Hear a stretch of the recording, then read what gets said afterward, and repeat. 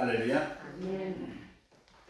우리 조선소에 세워진 거대한 크레인을 골리앗 크레인이라고 합니다. 엄청나게 크죠. 불신앙의 사회에서도 골리앗이라는 말은 거인이나 거대함을 상징하는 말입니다. 비교 불가의 싸움을 지칭할 때도 다윗과 골리앗의 싸움이다 이런 말 신문에도 많이 사용합니다. 이제 안 믿는 사람들도 다윗과 골리앗 하면 이건 뭐 상대가 되지 않는 그런 싸움을 말합니다. 이 모든 말들의 출처가 오늘 본문입니다. 본문에는 다윗과 골리앗이 나옵니다. 이 둘 가운데 누가 거인입니까? 골리앗이 거인입니까? 다윗이 거인입니까? 여러분, 사자가 그야말로 백수의 제왕입니다. 그런데 서커스단에 가보면 야리야리하고 아주 아름다운 미녀가 채찍 하나를 가지고 사자도 한두 마리도 아닌 여러 마리를 자기 입맛대로 조절합니다. 누가 더 거인입니까? 오늘 우리가 진정한 거인이 되어야 될 것입니다. 자신의 외형적인 힘과 능력만 믿고 의지하며 자랑하다 쓰러진 골리앗이 거인입니까? 아니면 국난 앞에서 국가와 민족을 위해서 분연히 일어나서 모든 사람이 두려워서 덜덜 떨고 나가지도 못하는데 너는 칼과 창과 단창으로 내게 나아오거니와 나는 내가 저주하고 멸시하는 만군의 여호와 하나님의 이름으로 나아가노라.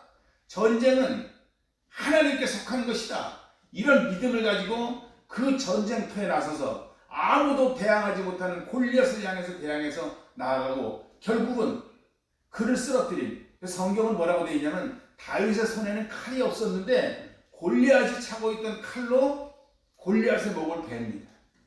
얼마나 멋집니까? 누가 더 거인입니까? 진정한 거인으로 하나님의 마음에 합하여 국가와 민족을 위난에서 구원하고 당대와 후대에 그 힘을 남긴 다윗. 그래서 지금도 이스라엘의 국기에 있는 별의 이름은 다윗의 별입니다. 이 다윗은 나중에 예수님의 조상, 메시아의 조상이 돼서 예수님의 앞에 붙는 관용 호칭이 뭡니까? 다윗의 후손, 다윗의 자손, 예수요, 이렇게 됩니다. 이런 위대한 예수님이 역사의 정점에 서서 전후로 나누시는 분이라면 다윗은 이스라엘 역사의 정점에 서 있는 인물입니다. 누가 더 거인입니까? 오늘도 우리에게 이 다윗에게 허락한 성품이 함께 하실 수 있기를 소망합니다. 남들이 보기에 외형적으로는 아무리 초라해 보여도 다윗 같으면 아무 문제 없지 않겠습니까? 오늘 성경에도 보니까 다윗은 용모가 어땠다고요? 용모가 젊고 붉고 아름다웠다. 얼굴이 홍조를 띠고 젊게 아름다워요.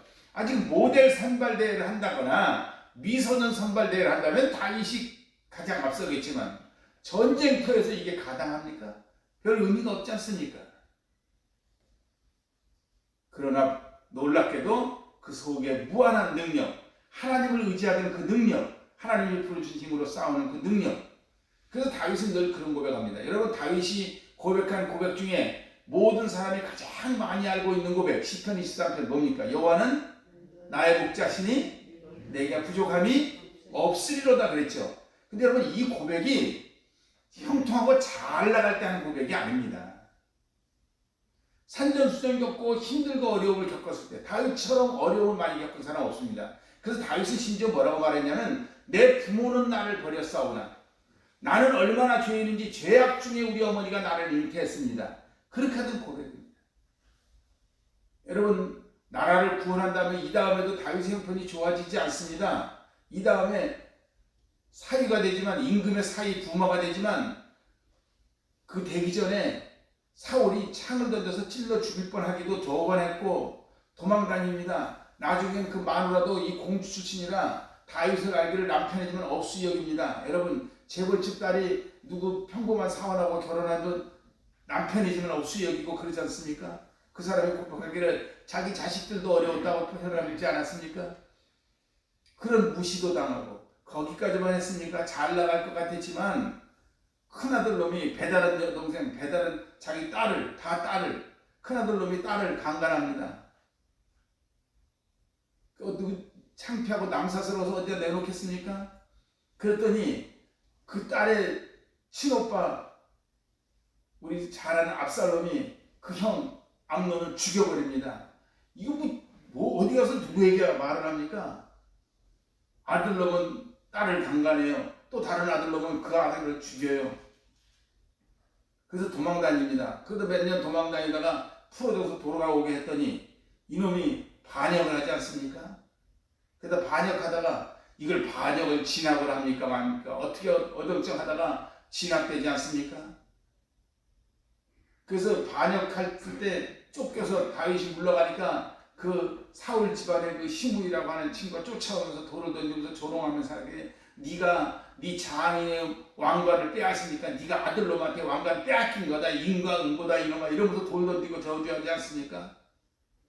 그러니까 같이 가던 장수가 우리가 지금 물러가긴 하지만 저런 놈 하나는 죽일 수 있으니까 전하 명령만 내리십시오 그럽니다. 그런데 다윗은 그때 뭐라 그래요? 놔둬라. 하나님이 저 사람 입을 통해서 말씀하시는구나. 여러분 뭐든지 하나님과의 관계를 생각합니다. 다윗은 그렇게 비참하게 갑니다. 근데 나중에 그 압살롬이 진압됐죠. 다윗이 아들이 죽으니까 울어요. 그랬더니 그 부하 중에 최고의 장수인 요압이 그럽니다. 아니 아들이 죽은 걸 원통해서 울면 그럼 아들이 안 죽고 그럼 우리가 죽었으면 좋았을 뻔했습니까? 이러고 덤벼듭니다. 아주 틀린 말은 아니지만 그 아들 죽은 아픔을 제대로 표현도 못하지 않습니까? 그건 또 어떻습니까? 전쟁터에서 한창 전쟁이 일어날 때 밧세바를 보고 자기 부하, 그것도 충신의 부하의 아내를 탐하지 않습니까? 그리고 그걸 숨기려고 충성스들은 신하의 충성심을 이용해서 죽여버리지 않습니까? 그리고 나서 또 그 아들이 태어났는데 살려달라고 그러면 죽지 않습니까? 그 다음에 태어난 아들이 솔로몬입니다. 이런 우여곡절을 많이 겪었지만 다윗의 고백은 뭐예요? 내게 부족함이 없습니다. 여러분 우리는 뭐가 조금 베풀어지면 부족함이 없어요 하다가도 조금만 되면 세상 무거워진 나홀로진 것 같고 원통하고 원망스럽고 저주스럽고 좌절스럽고 이럴 때가 얼마나 많습니까? 우리 진정한 거인이 되실 수 있기를 바랍니다. 우리 요즘 흔히 젊은 애들이고 많이 사용하는 말 중에 하나가 빅피처, 큰 그림 이런 말 많이 합니다. 여러분 인생의 큰 그림을 그려가시는 거인이 되실 수 있기를 바랍니다. 바둑의 고수는 첫 판에 한 점을 놓을 때도 중간중간에 한 점을 놓을 때도 전체 판을 생각하면서 한 점 한 점을 나갑니다. 하수는 그 부분만 생각하면서 한 점을 놓습니다. 그리고 웬만하면 흔들리지 않습니다. 근데 요즘은 소위 알파고라 그러는 인공지능, 컴퓨터에게 인간이 못 이깁니다. 왜? 그들은 수많은 시뮬레이션 하는 데다가 거기다 플러스 하나, 그들은 감정이 없기 때문에 어떤 상황에 감정에 휘둘리지 않습니다. 여러분 우리 멘탈이 강해야 승리한다라고 말하지 않습니까? 정신력이 강한 우리가 되실 수 있기를 바랍니다. 어떤 그 경제 부를 이룬 분이 나와서 이 상담을 하고 이렇게 대화하면서 강연도 하고 그런 형식을 취하면서 하는 말 중에 하나가 어떻게 하면 부자가 될 수 있습니까? 물었더니 자기는 모르는데 서양을 볼 때도 부자가 된 비결 중에 몇 가지가 있는데 그 중에 몇 가지가 뛰어난 도덕심하고 강한 정신력이라. 부자 되는 거하고 상관없겠죠. 근데 그게 가장 결정적이라고 하면서 그분이 하는 말이 거기에 가장 뛰어난 사람들이 유대민족이라는 거죠. 유대민족이 바로 거기서 온 거예요. 성경에서. 근데 정말 유대인들은 도덕성이 뛰어나 정직합니다. 성지순례를 가보면요, 유대인들, 이스라엘 사람들이 파는 데 가면 물건에 대한 걱정을 안 합니다. 그들이 그렇다 그러면 그 말이 맞는 말이에요. 우리나라도 이렇게 대부분 관광객들 데리고 면세점 가고 어디 누구 데리고 다니고 어디 관광 가서 보면 거기서 면세점이라고 해서 사는데, 사는 거 보면 거기서 그 가이드 수수료 떼어주고, 나중에 알고 보면 다른 데도 더 비싼 경우도 있고 그러지 않습니까? 제품이 덜 좋은 경우도 있고. 근데 이스라엘은 그런 게 전혀 없어요. 이게 면세점보다 싼 게 파는 겁니다. 그러면 정말 그 말이 맞습니다. 이게 탁월하게 좋은 겁니다. 그러면 정말 그 말이 맞아요. 그런 경험이 있지 않았습니까? 몇 해 전 성지순례 갔을 때 그 가이드들이 안내해서 그 올리브유 공장을 갔어요. 공장에서 팔면서 이거는 거기 똑같이 포장되더라도 거기 뭐 골드가 있고 그린이 있고 뭐 여러 종류가 있더라고요.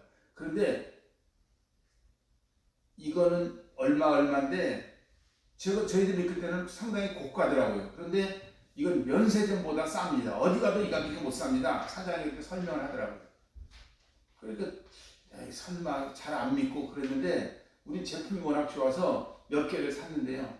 나중에 면세점 들어가 보니까요, 면세점이 훨씬 비싸요. 그러니까 그분이 정말 면세점보다도 싸게 주는 거예요. 제품도 워낙 좋습니다.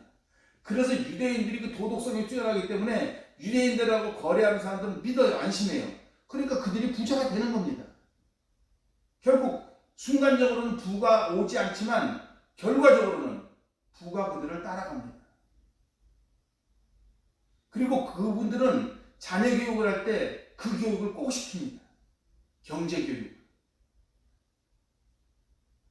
그래서 유대인들이 항상 준비하고 있는 게 보석과 탈무드입니다. 놀랍게도. 그래서 역사적으로 2000년 동안 박해를 받고 피해 다니고 도망 다니지만 세계적으로 가장 큰 부를 이루고 있는 사람이 여전히 이스라엘 민족 아닙니까? 근데 그 근본으로 놓고 보면 그들이 수많은 죄를 짓고 반복을 하지만 그 가운데서도 그 뿌리가 다윗으로 직결됩니다.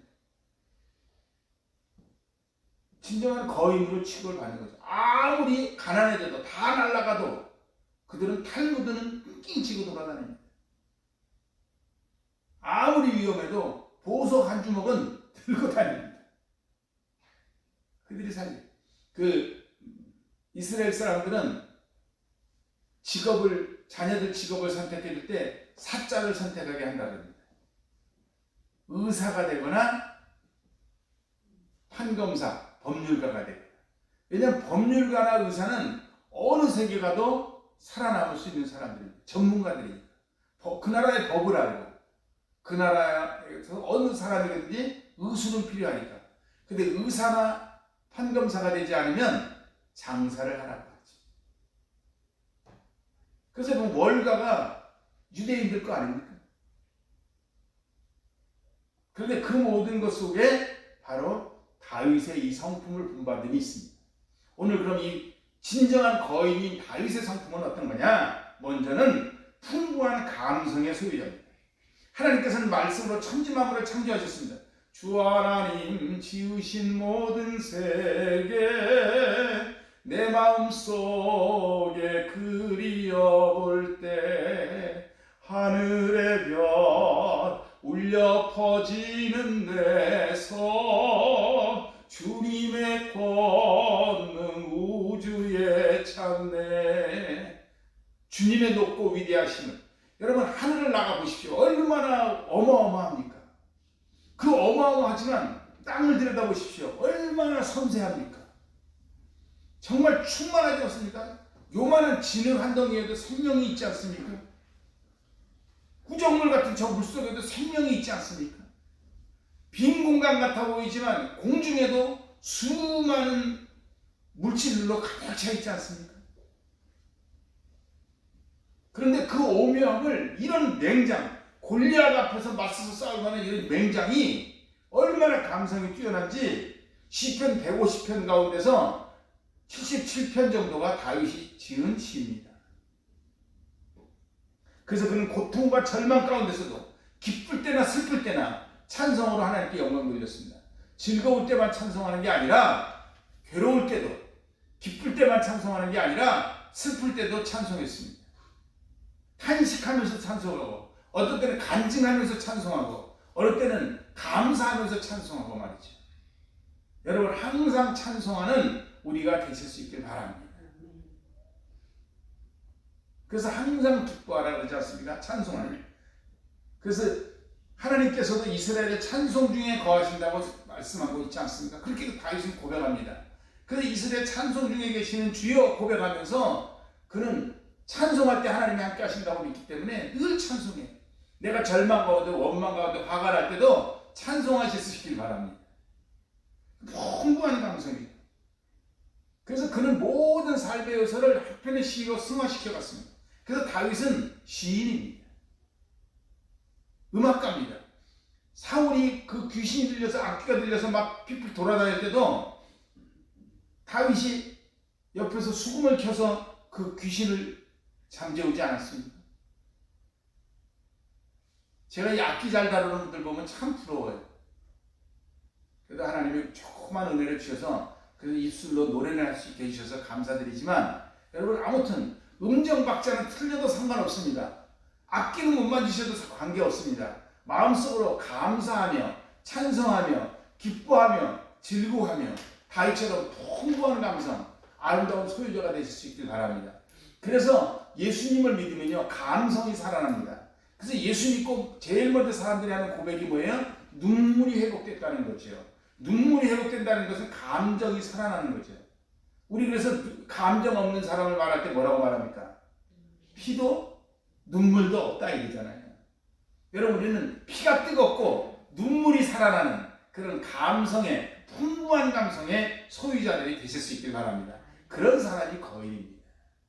진정한 거인은 뭐 무조건 나가서 들세게 적을 물리치고 이러는 장수가 아니라 그 뜨거운 감성의 소유자, 아름다운 거인이 되실 수 있길 바랍니다. 또한 둘째로는 진정한 거인은 위기 앞에 분연히 일어서는 용기의 소유자입니다. 모든 사람이 두려워 떨 때 다윗이 나가서 임금 사울에게 말합니다. 내가 나가서 싸우겠습니다. 이스라엘의 하나님을 모욕하는 저놈 내가 가만 안 두겠습니다. 여러분, 인간적인 시각으로 보면요, 골리앗은 신장이 2m 90이 넘고요, 몸무게는 220kg였어요. 그런 거구에다가 그가 입은 갑옷의 무게만 57kg고요, 그 창날만 7kg입니다.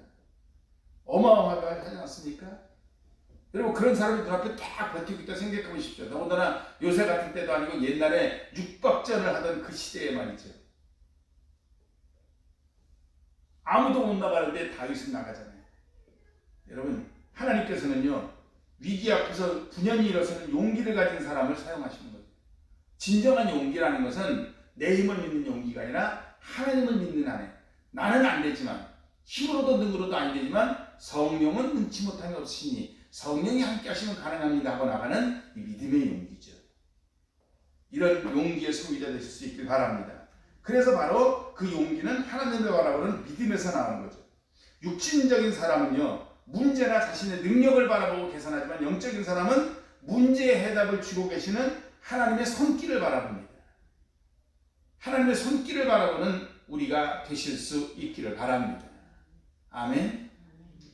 오늘도 이 코로나 사태를 가지고 사람들이 이러고 저러고 말이 많습니다만은, 우리는 이 사태를 통해서 하나님의 역사에 가실, 그래서 이 코로나 사태 이후에 문제를 하나님이 어떻게 해결해 가실까, 그걸 바라보실 수 있기를 바랍니다. 그래서 세상 사람들이 뭐라 그래도 우리 믿음의 사람들은 하나님께서 역사하심을 바라보는 그런 종류의 사람들이 되어야 될 것입니다. 그런데 그런 용기와 믿음이 있어도 헌신이 없으면 안 됩니다. 바로 거인은 헌신의 마음의 소유자입니다. 장로교의 창시자 장 칼빈, 우리 영어로 발음하다 보니까 존 칼빈 이렇게 익숙해져 있는데, 그럼 프랑스 사람이거든요, 그분이. 그러면 프랑스 사람 이름을 프랑스 말로 불러줘야 맞는 겁니까? 영어로 불러줘야지 맞는 겁니까? 그 영어로 발음하면 존 칼빈이지만 프랑스어 이름으로는 장 깔뱅이. 장 깔뱅 선생이 말하기를 세상에는 두 종류의 사람이 있다. 한 사람은 거울을 보는 사람이고 다른 사람은 창을 보는 사람이다. 거울을 보는 사람은 자신을 바라보고 꾸미는 데만 사용하는 사람입니다. 거울 보고 맨날 자기만 바라봅니다. 자기 문제가 뭐냐, 내 얼굴에는 무슨 점이 있나, 나는 뭐가 있나, 나는 뭐가 잘났나, 자기 문제에만 함몰돼 있습니다. 자기 얘기밖에, 말만 나오면 다 자기 얘기밖에 안 됩니다. 모든 게 통해서 자기밖에 생각이 안 합니다. 자기 얘기만 하기 바쁘고, 사람들하고도 대화해 보면요, 자기 문제 얘기만 하는 사람이 있습니다. 모든 관심이 나밖에 없습니다. 물론 나를 전혀 관심 가지지 않고 나에 대해서 무관심하라는 얘기는 아닙니다. 그러나 창을 바라보는 사람은 창을 통해서 하나님을 바라보고 다른 사람을 바라보고 세상을 바라봅니다. 아, 세상은 어떻게 변하구나. 아, 바깥은 어떤가. 이런 분들이 되실 수 있기를 바랍니다. 그러나 안타깝게도 대부분의 사람들은 문제가 발생하면 이기적으로 자신의 삶을 꾸려갑니다. 그래서 여러분 어떤 문제가 발생하면 막 사재기하기도 하고 막 그러지 않습니까? 그런 것들이 이기적인 거죠. 또 어떤 사람들은 문제를 바라보고 낙심합니다. 또 어떤 사람들은 문제 해결책이나 대안을 제시하는 것 같지만 자기에게 그 문제가 주어지면 한 발 뒤로 물러섭니다. 그러나 헌신의 사람은 사회에 재난이 닥쳤을 때, 어려움이 닥쳤을 때 다른 사람들이 무관심하거나 한 발 뒤로 물러서거나 관망만 할 때 적극적으로 나섭니다. 여러분 유튜브나 방송에 보면 그런 거 많이 나오죠. 어느 소방관이 불난 화재 현장에 갔더니 막 불이 나오고 있는데 보니까 가니까 이 LPG 가스통 그 불이 붙은 거예요. 조금 지나면 폭발합니다. 폭발하면 그 근처가 다 날아갑니다. 그분이 그렇게 말하더라고요. 뒤를 돌아보니까 자기 뒤에 다른 소방대원 10여 명이 있더라는 거예요. 여기서 아치 잘못하면 자기뿐 아니라 다 죽으니까 그래 죽더라도 나 혼자 죽자 하고 들어가서 그걸 껐어요.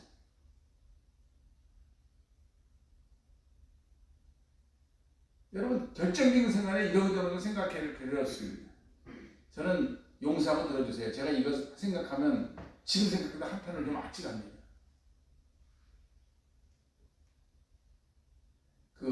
저쪽 신흥과 5층에 있을 때,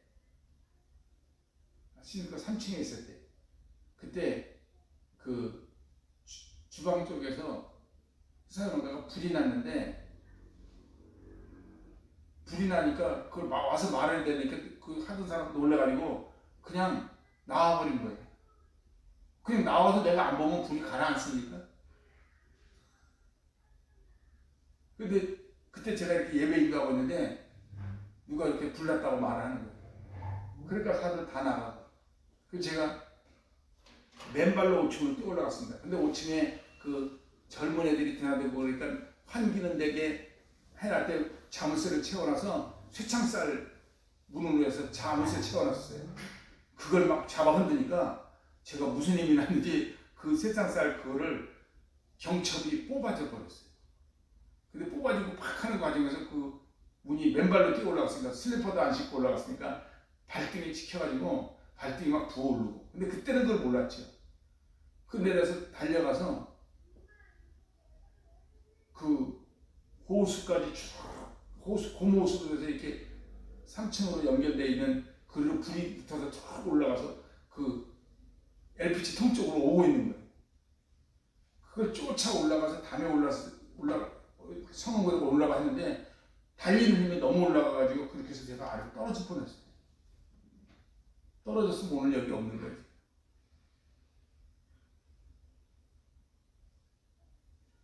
그리고 이제 잠그고 내려왔습니다.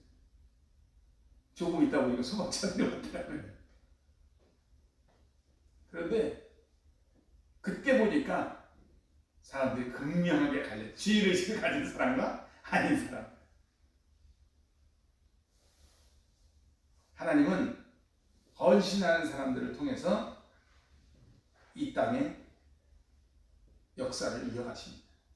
위기 때마다 문제 현장으로 달려가는 헌신의 마음의 소유자를 들어서 역사하십니다. 헌신의 마음을 얻기 위해서 그래서 우리가 기도해야 됩니다. 그런 소방관들 같은 사람.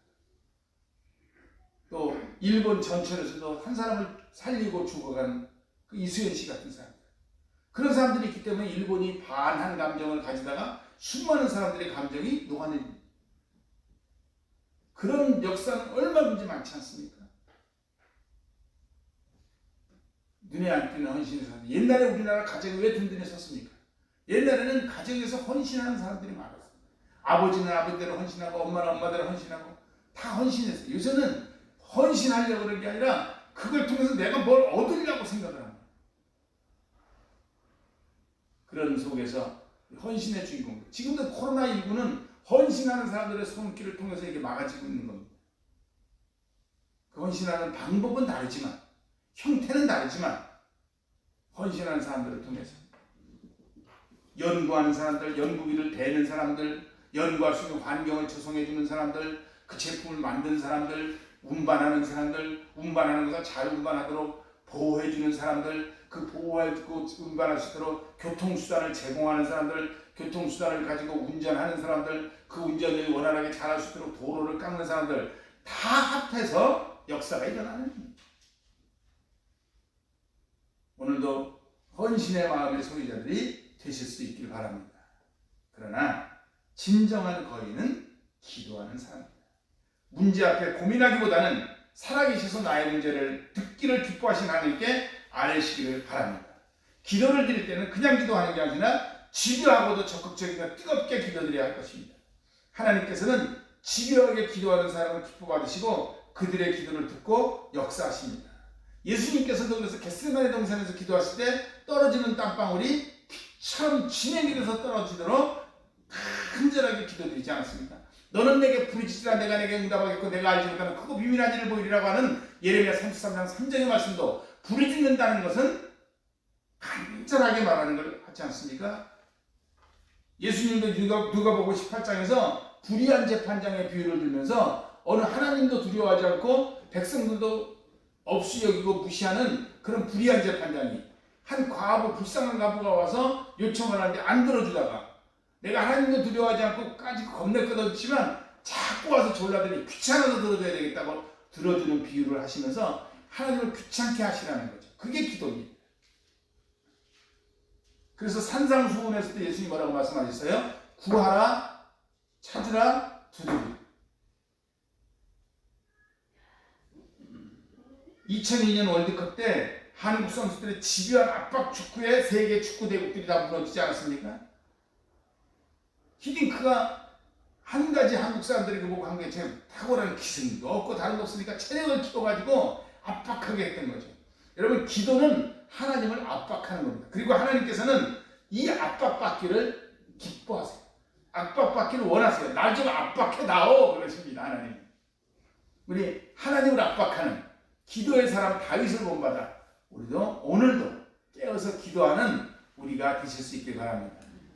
어떻게 기도해요? 쉬지 말고 기도. 그렇죠? 하나님 앞에서 간절히 부르짖어 기도할 때 항상 기뻐하라. 그 다음에 뭐예요? 쉬지 말고 기도하라. 기도하는, 기뻐하면서도 항상 기도하는 기도의 거인들이 되실 수 있기를 바랍니다. 그리고 끝으로 진정한 거인은 주어진 달란트를 잘 활용하는 사람입니다. 다른 사람이 가진 은사를 부러워하거나 내가 저 사람 같은 게 있으면 내가 이렇게 한다면 이런 소리 할 거 없습니다. 우리 옛말에 군뱅이도 구르는 재주가 있다는 말이 있습니다. 내게 있는 은사가 무엇인지 잘 활용하실 수 있길 바랍니다. 다윗은요, 광야에서 가장 구박받으면서 살았습니다. 아버지 집안에서 사무엘 선지자가 오실 때도 다른 형들은 다 그 사무엘 선지자와 함께 식탁의 자리에 초대받았는데 다윗아 너는 양떼 지키고 있어. 그래서 양떼를 지키는 소외됐던 인물입니다. 여러분 같으면 어떻게 하시겠습니까? 그런데 오히려 다윗은 그것을 자신을 내공을 갈고 닦는 기회로 삼았습니다. 그래서 그 양떼를 지키면서 곰이나 맹수들이 올 때 그걸 쫓아내기 위해서 막대기를 가지고 쫓아내기도 하지만 멀리 떨어져서 그들을 물리치는 게 뭐냐면 그게 뭐예요? 물매입니다. 이 막대기에다 달려서 이렇게 돌을 얹어갖고 빙빙 돌리다가 휙 하는 거예요. 그 물매를 훈련한 거예요. 그래서 다윗이 다른 건 몰라도 이 물맷돌 하나는 자신이 백발백중입니다. 그래서 그리로 향해서 쏴 올리지 않습니다. 그게 재밌는 건요. 저는 이걸 보고 깜짝 놀랐어요. 우리는 문제 당하면 주춤주춤거리지 않습니까? 근데 오늘 성경에 보면 48절 한번 읽어보시기 바랍니다.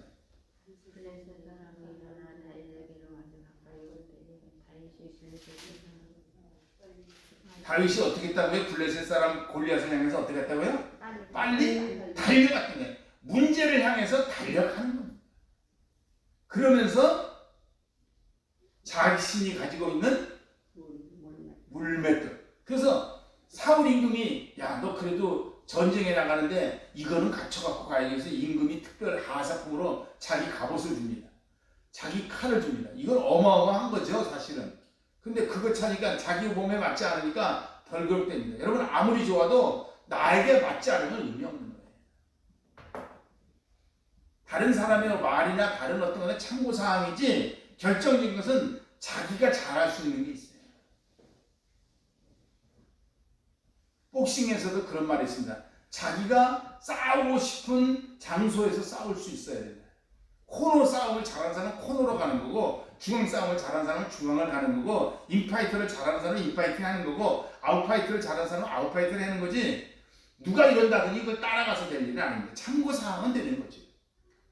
오늘 다윗은 뭘 갖고 골리앗을 물리쳤어요? 물맷돌. 예비로 돌 5개를 골랐지만 한 방에 해결했어요. 빨리 달려서 이거 맞지 않으면 난 죽는다 생각하고 한 방에 달려간 거죠. 2번 쏠 것도 없고. 여러분, 내게 있는 물매는 뭡니까? 내가 잘하는 건 뭡니까? 내게 있는 은사를 활용하는 우리가 되실 수 있길 바랍니다. 내게 없는 걸 가지고 있었으면 그런 의미 없습니다. 하나님은 없는 걸 가지고 있었으면 하고 앉아있을 시간에 내게 있는 것을 잘 활용하기를 원하십니다. 그러면 넘어졌다가도 일어나는 겁니다. 여러분, 역사적으로 볼 때 성공한 사람과 실패한 사람의 극명한 차이가 그겁니다. 성공한 사람들은 아무리 무너진 자리에서도 무너진 가운데서 내게 남아있는 게 뭐냐를 봅니다. 그 대표적인 말이 이순신 장군의 말 아닙니까? 신에게는 아직도 12척의 배가 남아있습니다. 여러분, 모든 조정에서 임금조차도 이제 해군은 무너졌으니까 이순신 그대도 육군에 합류해서 어떻게 막아내든지 어떻게 그 수습 정책을 대강 해봐라 그러지만 이순신은 뭐라고 말합니까? 신에게는 아직 12척의 배가 남아있습니다. 그것도 여러분, 전선은 다 부서지고 어선 비슷한 거, 전선 중에서도 이 보급선 같은 거, 전투선이 아닌 그런 거 몇 개 남은 거 가지고도 작전을 핍니다. 넘어져서 상실감이 크지만, 안 넘어졌으면 더 좋았겠지만, 그러나 상실한 가운데서 남아있는 이것에서 내가 운영할 수 있는 이것, 물맷돌, 이것을 가지고 골리앗을 물리칠 수 있는 겁니다. 나에게 있는 달란트를 활용하는 것이 진정한 거인입니다. 사랑하는 우리 송축 가족 여러분, 우리 사랑하는 성도 여러분, 하나님께서는 택함받은 한 사람의 변화와 헌신을 통해서 공동체를 살리고 국가와 민족을 살립니다. 오늘 하나님께서 나를, 여러분을 거인으로 인정하시고 부르시고 계시는 것입니다. 내가 속한 공동체, 내가 속한 국가, 내가 속한 교회, 내가 속한 가정, 내가 속한 모든 사회에 힘과 소망을 주는 진정한 거인으로 자각하고 거듭나는 복된 삶 누리게 되시기를 바랍니다. 기도드리시겠습니다.